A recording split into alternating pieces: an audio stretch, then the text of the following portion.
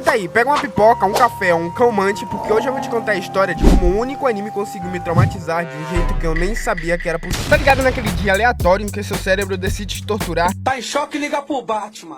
Um fragmento de uma cena de um anime antigo que você amava, mas você não sabe nem o nome, nem lembra dos personagens. Você só tem um fragmento genérico na cabeça. É, meus irmãos, isso aconteceu comigo. E o que eu fiz? Ignorei e tentei seguir minha vida, né? Eu vou fazer o quê? Mas o negócio começou a me perseguir igual uma assombração. Não, pra vocês terem ideia, eu cheguei ao ponto de ir no Google e digitar a frase mais desesperada de todos: anime onde o cara entra no jogo, super realista e tem uma guerra no final. É, eu ia fazer o quê, né? Eu já esperava que o Google ia rir da minha cara. E, bom, ele riu mesmo. E adivinha o que ele me recomendou? Shangri-La Frontier. E tá errado. Tentei de novo e ele me recomendou Sword of Online. E tá errado de novo. Isso daí começou a se tornar um ciclo. Todos os dias eu pesquisava o nome porque eu queria saber, eu queria assistir ele. E até que eu consegui. E aí a do Google, depois de muito suor, achou o anime. E o nome da obra é Full Dive, The Ultimate Next Steel Full Dive RPG e Seven Cities The Real Life. Com certeza, eu pronunciei tudo errado. E sim, o nome é uma redação do Enem. Agora vocês têm que prestar muita atenção, viu? Antes de eu te contar a história desse anime, você precisa entender uma coisa. Eu não fiquei traumatizado porque o anime é ruim ou porque tem muito sangue. O buraco aqui é muito mais embaixo. E o que esse anime fez com a mente do protagonista e com a sua mente assistindo, que no caso é a minha, né? É um experimento social. Sai. E o final me deixou com um vazio existencial que eu tô tentando preencher até hoje. Tudo bem que eu assisti ontem, né? E depois que eu perdi noites de sono por causa disso, então vem comigo, porque o primeiro episódio já começa explicando que no século XXI a realidade virtual dominou o mundo. E com certeza tinham aqueles que não sabiam brincar e foram longe demais. E nesse caso foi muito específico, porque esse jogo ele usava uma IA ultra rápida chamada Eve, que deixava os NPCs tão reais que você podia jurar que eles tinham CPF e pagavam imposto. E bom, como eu posso explicar pra vocês? Não existia um final certo. Você podia ser um herói que mata o rei demônio, né? Genérico, ou ser um ferreiro calvo vivendo uma vida pacata. Agora você vem falar, né? E tá bom, qual foi o grande diferencial? O jogo, ele reproduziu os 5 sentidos humanos com perfeição. Dor, frio, calor, toques, tudo. E adivinha, o jogo foi uma merda. Por quê? Porque as pessoas jogavam videogame pra fugir da realidade. E não pra sentir dor de estômago, pagar boleto e limpar a casa dentro do jogo. A galera, ela queria ser invencível, não um CLT virtual. E é aqui que conhecemos Hiro, nosso protagonista, um moleque que vive pra fugir da realidade. E bom, ele tava indo comprar um jogo novo, quando encontra um amigo que manda real: mano, sai desse quarto, vai pra uma academia, vai tocar numa grama. Mas o Hiro só ignora, desconversa e segue o caminho. Mas como o universo odeia ele é assaltado por 2 valentões. E como ele é um bocó, ele entrega o dinheiro. Só que ele entrega mais do que os caras pediram. E o resultado, faltou grana pro jogo que ele queria. Desolado, ele entra na loja capenga da esquina. E lá ele encontra a Reona, uma vendedora que, claro, tem proporções avantajadas. Se é que você me entende. O Hiro pergunta se tinha um jogo que ele queria. E a Reona começa a rir localmente da cara. Senhorita, com licença, você pode tirar uma dúvida minha? Sim, eu tenho certeza. Será que você tem o FQ22 que foi lançado hoje? Finalizing Quest? Isso. É o 22º jogo do Finalizing Quest. Você tem?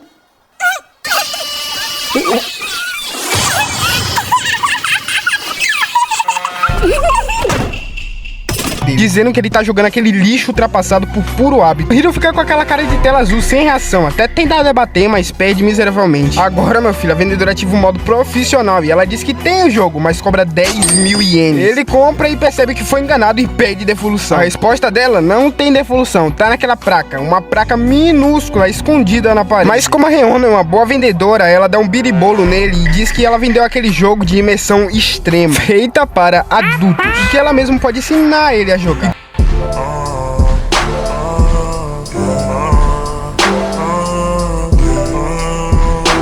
Como o Hiro é um mente poluída, ele cai no pau. Resumo do que ele faz em casa: ele chega, reclama da vida e entra no jogo. De cara, ele já fica maluco com os gráficos aí em imersão. Logo aparece a amiga de infância dele e o irmão dela, Marty, que é o melhor amigo de infância do Hiro no jogo. O Marty dá uma maçã pro Hiro e ele morde e surta, porque sente o gosto real da fruta. Tem cheiro de maçã. Realmente é realista. Por que a maçã? Ela mantém a saúde em dia. Mas é um ferimento e não um resfriado. Gostou da safra desse ano? É saborosa? É sim. Peraí. Eu também sinto gosto? Você deve estar morto de fome, não é? Vai engolir ela inteira? Pronto. Tava tudo tranquilo, até que ele pergunta, como eu faço pra sair dessa vila? O clima muda na hora e o Marty diz que é muito perigoso. Mas como o Hiro é burro, ele acha que isso daí é só um evento tutorial. E ele que assim que ele diz isso, o Marty empurra ele, forçando a ele ficar. Mas como o Hiro começa a lembrar que ele já era um merda na outra vida, ele pensa que não vai acontecer no jogo também. E é aqui, meus amigos, que o anime deixa de ser uma comédia por alguns segundos e vira um trauma. Até que ele levanta e empurra o Marty. Só que antes disso, o Marty tava comendo uma maçã usando uma faca, enquanto o Hiro tava tendo esse delírio de grandeza. Quando ele empurra o Marty, ele começa a rir. Peguei! Agora levanta! Mas quando ele olha pro chão, o Marty está morto. A faca que ele tava segurando segundos antes atravessou a garganta dele. A irmã do Marty entra em desespero absoluto e com uma raiva inacreditável. E o que um jogador normal faria? Opa, é um jogo de magia. Vou procurar um curandeiro ou um sacerdote naquela cidade. E se não tivesse como salvar, pelo menos ficaria ali. O que o Hiro faz? Ele corre. Ele simplesmente foge desesperado, deixando a amiga de infância chorando em cima do cadáver do irmão. Após isso, como ele começou a correr, ela também começou a correr atrás dele, dizendo que ia matar ele. Isso mesmo, né? O protagonista do ano. Palmas pra ele. Bom, ele corre tanto que despista a garota e encontra a Reona, a vendedora. Ela aparece com um avatar de fada, invisível para os NPCs, usando uma roupa que, olha, desafia até as leis das físicas e do bom senso. A Reona olha pros status do Hiro e como não tem nenhum menu flutuante, os títulos ficam numa correntinha no pescoço. Título: O assassino do melhor amigo. Ela lê o título dele e solta a frase que destrói tudo. Então, agora você é... Título... Assassino do melhor amigo.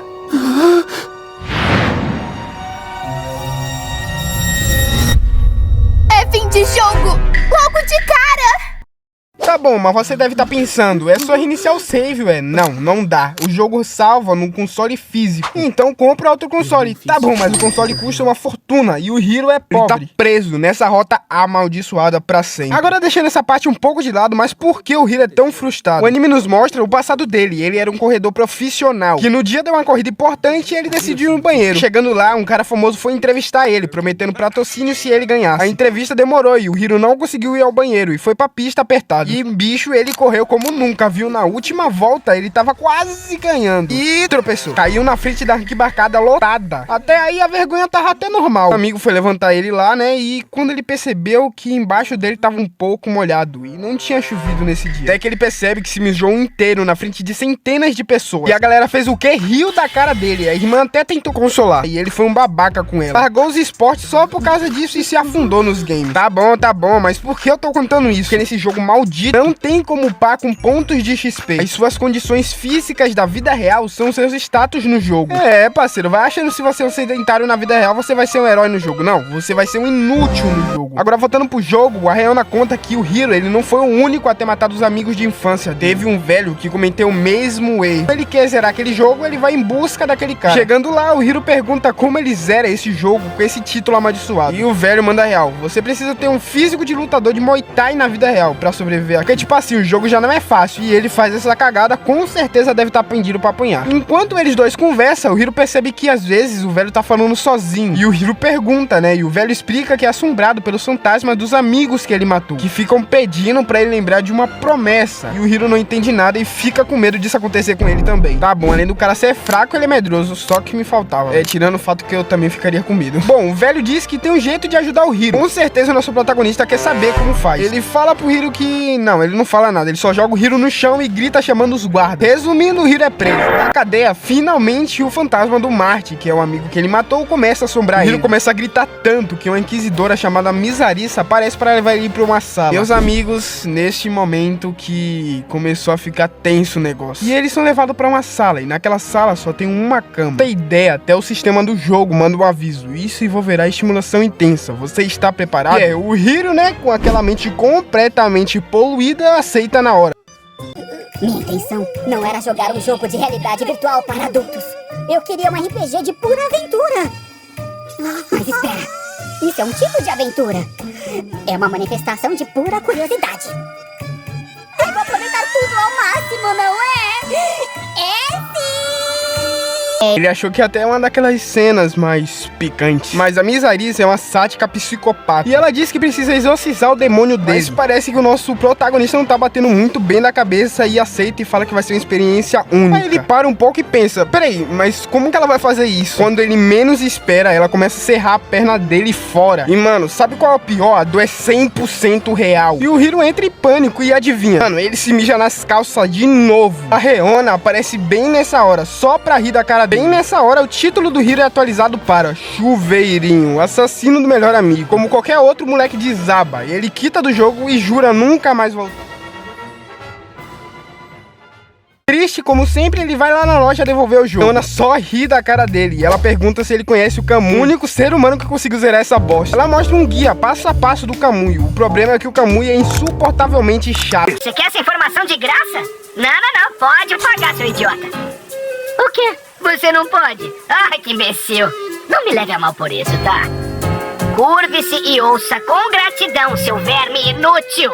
Ai, que cara chato! É impossível assistir o guia sem querer quebrar a tela. Mas o Hiro continua dizendo que vai devolver aquele jogo, não importa o que ela diz. E até que a Reona joga a cartada final. E o Hiro, né, sendo do jeito que ele é, ele aceita o desafio. Então ele volta pro jogo. E um guarda chamado Tesla, não é o carro nem o cientista, diz que ele tá ali. Mas mano, a cidade inteira odeia ele. E ele precisa de um disfarce e bombas de fumaça. Ele tenta até arrumar um emprego, mas dá completamente errado. Então a Reona dá a ideia de ir naquele jogador velho que traiu ele, entre aspas, pra pedir um empréstimo. E eles acabam em discussão de novo. E bem nessa hora, o fantasma do Marte aparece de novo, cobrando uma tal promessa. Enquanto tudo tá acontecendo, a Reona fica lá, só assistindo com a cara de paisagem. Após o Hiro dá uma surra, entre aspas, porque ele é fraco, né, naquele velho. O velho fala que vai dar o dinheiro pro Hiro e senta numa cadeira. Fecha os olhos e parece que morreu. O Hiro começa a entrar em pânico, mas o velho só tava descansando. Mano, como o cara vai morrer por ter puxado o cabelo? Bom, ele dá o dinheiro pro Hiro e o título do nosso herói muda para Caçador de Idosos, assassino do melhor amigo que rouba velhos. Mano, quem criou esses títulos é um gênio da comédia. Bom, o Hiro vai comprar as bombas de fumaça e ele tem duas opções, uma barraca simples ou com uma mulher estilosa. Do jeito que o nosso protagonista é, eu acho que você já sabe qual ele vai escolher. Ele vai na mulher, óbvio. A bomba custava 25 moedas, mas ela começa a inventar taxas absurdas. E ele tenta até ir embora, mas um capanga gigante aparece e obriga ele a pagar. Vendo um dos guias do Kamui, ele descobre que tinha uma espada lá no quarto dele. Então ele precisa recuperar aquela espada que ele deixou lá e que fica na casa da Alicia. Ele entra na casa vazia e acha a espada. E quando vira pro lado, a Alicia aparece com aqueles efeitos de PowerPoint lá no canto da parede. E ela diz que já sabia que ele ia estar lá. E ela puxa uma faca com a cara de maluco. O Hiro joga uma bomba de fumaça e nada acontece. Ele esqueceu que o jogo é realista e ele precisava de uma pederneira pra acender a bomba. Agora ele tá encurralado, gritando igual uma princesa. Quando a Miss Arisa, a sádica lá da prisão, né, arromba a porta. E o Hiro pergunta como ela achou ele. E a resposta, pelo cheiro de mijo. Mano, o cheiro tava tão forte, mas tão forte, que ela conseguiu sentir lá da prisão e foi até ele. Bom, a Miss Arisa e a Alicia começam a lutar. E foi uma briga patética. E a Miss Arisa perde e sobra pro Hiro. E ele lembra do guia do Kamui. Lá o Kamui dizia, se você fosse o melhor amigo de um cara, o que mais te perturbaria?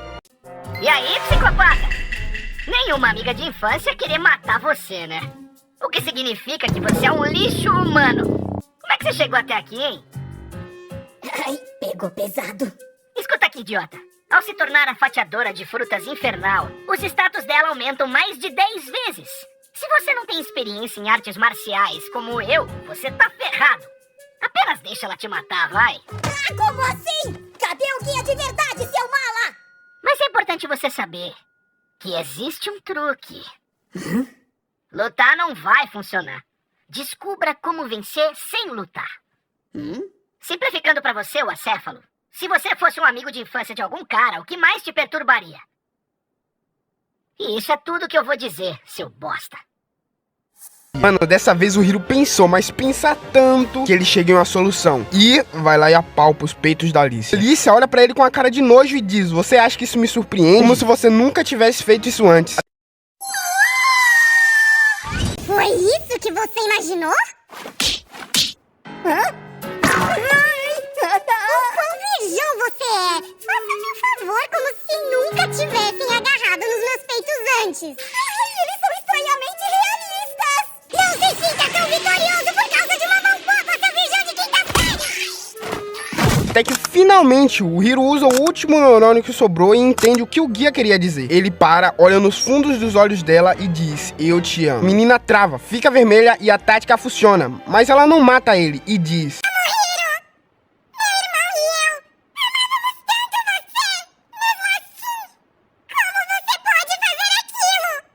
eu já falei pra você que foi um acidente. Eu sinto muito. Você fica dizendo isso. Não foi de propósito. Mas aquela tragédia só aconteceu porque você quis sair da cidade. É tudo culpa sua. O que você fez arruinou completamente as nossas vidas. Mas eu só queria... Alguém morreu. Uma pessoa morreu. Além do mais, era meu amado irmão. Então por quê?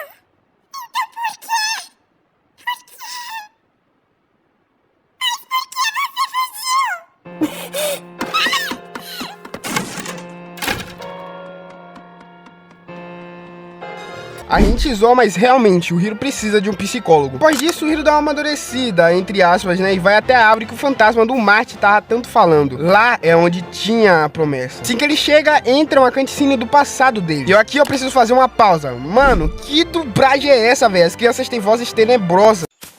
Ai, me desculpa, eu juro que foi sem querer, eu acho que eu acabei me empolgando.